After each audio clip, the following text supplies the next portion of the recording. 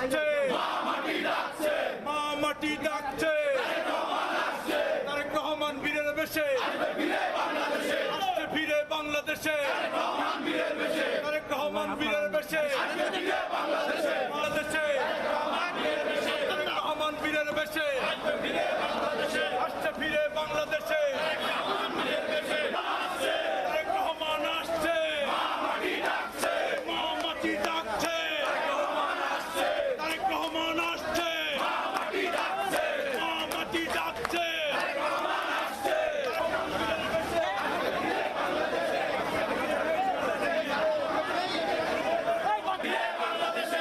ফিরে বাংলাদেশে লড়াই লড়াই লড়াই চাই।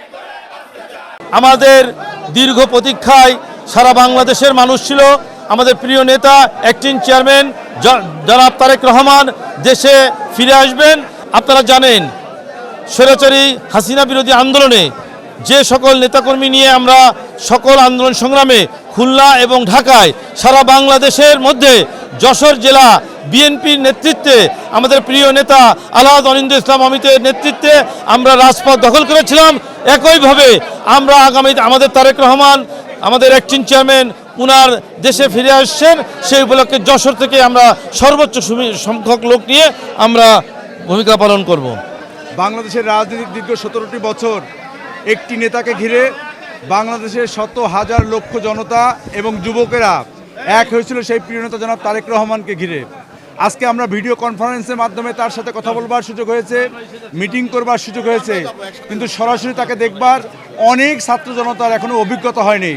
আমরা 2003 সালে তার সামনাপন্ন হয়েছিলাম যখন ছাত্রদল করতাম। তারেক রহমানের যে নির্বাচন এবং রাজনৈতিক কৌশল, এটা বাংলাদেশের মানুষ ভুলে যেতে দেওয়া হয়েছিল একটি সরকার। কিন্তু বর্তমান প্রেক্ষাপট, আগামীকালকে যখন তারেক রহমান বাংলাদেশে আসবে তখন বাংলাদেশের সকল রাজনীতি, সকল সমাজনীতি, সকল প্রেক্ষাপটের পরিবর্তন আসবে এবং ওই পরিবর্তনে হওয়া আগামী ত্রয়োদশ সংসদ নির্বাচনে সেটা ঢেলে পড়বে।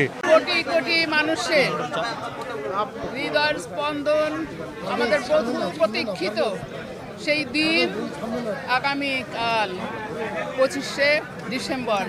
আমাদের প্রিয় নেতা এই বাংলাদেশের আগামী দিনের পথ চলার যিনি পথিকৃৎ, যার নেতৃত্বে আগামীতে এটি গণতান্ত্রিক বাংলাদেশ প্রতিষ্ঠিত হতে যাচ্ছে, লক্ষ কোটি মানুষের প্রতীক্ষার অবসান হতে যাচ্ছে।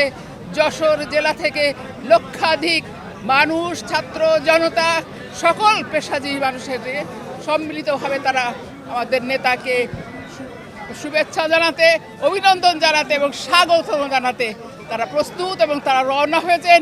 ইনশাল্লাহ নেতাকে সামনে নিয়ে তারা আবার রাজপথে বিজয় মিছিল করে ফিরে আসবেন।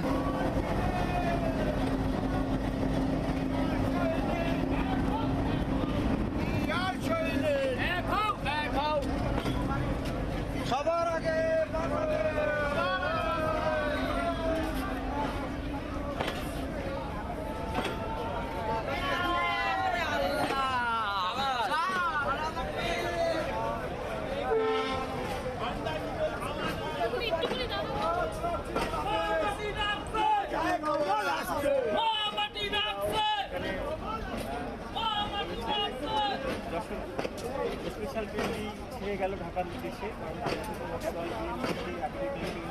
সংবর্ধনা অনুষ্ঠানে অংশগ্রহণ করেন